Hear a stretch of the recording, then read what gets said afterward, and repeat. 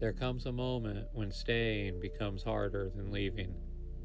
For us, that moment wasn't loud, and it wasn't marked by an explosion or a final argument. It was quiet, a night like any other in the city. The kids were asleep, and the hum of the ventilation system rattled through the walls. My wife was staring at the ceiling in silence, and at that moment I realized that if we didn't leave now, we never would. The decision wasn't made in a single sentence. It was made in the countless small moments that had built up over the months. The way my son pressed his hands to the glass of our narrow window, staring at the towers with something like hatred, or the way my daughter's laughter had grown rare, a fragile thing that flickered and vanished, or the way my wife sat by the camera in the corner, her face pale, waiting for it to blink red.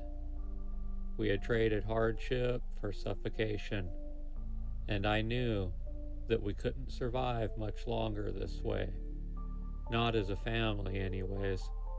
So I whispered to my wife, "It's time."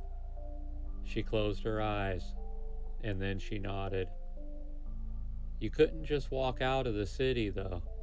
Not anymore. Every exit was scanned. Every vehicle was logged. Every person tracked by the chip in their wrist. So we planned. First, we traded.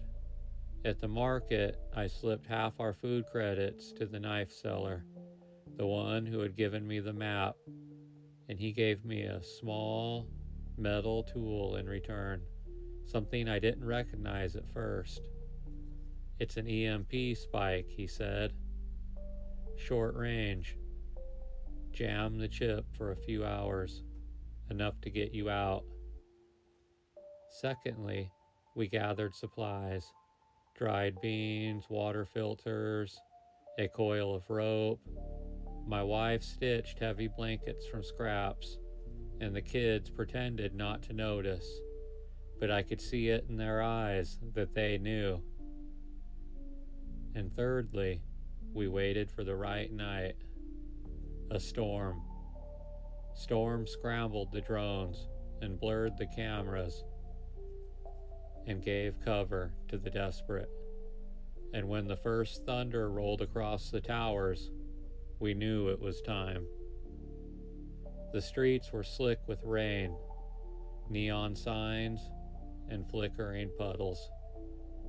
We moved like shadows, carrying nothing but 2 sacks, and the kids clung to our sides. They were wide-eyed.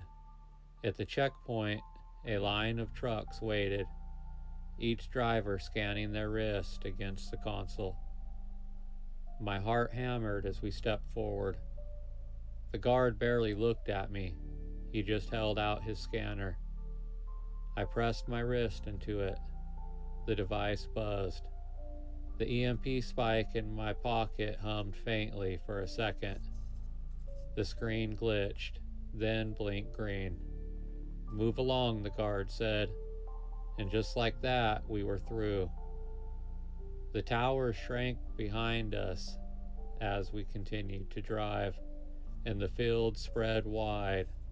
They were dark and wet under the storm. And it was in that moment that I'd felt something that I hadn't felt in years, and that was freedom.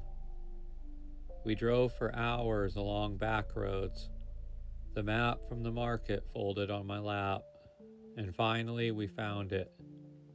It was a farmhouse, 2 stories tall, sagging but still standing. The windows cracked, the porch was half collapsed, and the weeds were crawling at the walls. But it was ours now. The kids ran through the rooms, their laughter echoing in the emptiness. My wife touched the walls like they were alive. And me, I stepped onto the porch, staring out at the fields. They weren't ours. They belonged to the corporations. vast and humming with machines. But beyond them, the horizon stretched wide. For the first time in months, I felt the land breathing again. The first few days were chaos. There was no power, no heat, no water. The only water that we could get, in fact, was what we could haul from the creek. We patched holes in the roof with boards ripped from the barn. We dragged old furniture into place.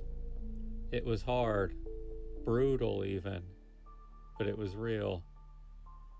We woke with the sun and slept with the dark, and we ate what little we had.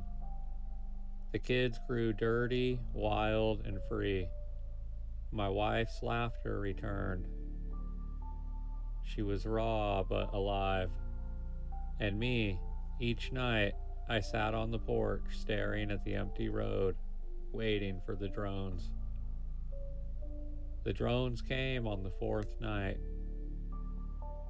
There was a low hum over the fields, with lights sweeping. The kids froze. My wife grabbed their hands. We killed the lantern, huddling in silence. Through the cracks in the shutters, I saw it, a black shape gliding over the crops, with a red eye scanning the rows. It passed the farmhouse once, then twice. My heart pounded so loud I was sure that it would hear. And then finally, it drifted away. We didn't speak a word until dawn. The kids thought we had won, but I knew that the drones would be back. We couldn't survive on supplies alone, so we planted. The soil was rough and dry from years of neglect, but it was still soil. My son dug furrows with his bare hands. My daughter dropped seeds in, whispering to them like secrets. We planted beans, potatoes, corn, small, fragile things against the vastness of machine-run fields. But they were ours, and when the first shoots broke through, green against the brown, my wife cried. "They can't take this from us," she whispered. It was nearly 2 weeks before we saw another soul. A man appeared at the edge of the field. He was tall and gaunt, with a rifle slung over his back. I froze. He raised a hand. "Outlaws?" I nodded yes. He came closer. His boots were muddy and his eyes were sharp but not cruel. "The name's Carter," he said. "Been out here for 3 years. He told us of others, small camps hidden in the hills, and families scattered in the old houses, and of rebels trading food and tools. You're not alone," he said, "but don't trust too easy.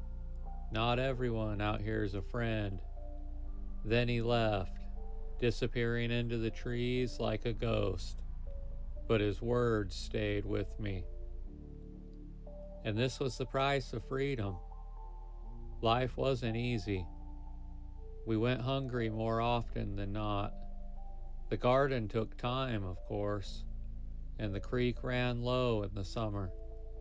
The nights were cold, and the roof leaked when it rained. But the price of freedom was worth it. Each day I got to see my kids running barefoot in the fields. I heard my wife singing as she worked. I felt the land in my hands again. We were alive in a way the city would never allow. The city was supposed to be safety, and the farm was supposed to be impossible. But here we were, back where we belonged, fugitives in the shadow of the machines. Each night the drones still hummed across the fields, and each day we lived with the fear of discovery. But fear was better than suffocation, and hunger was better than emptiness.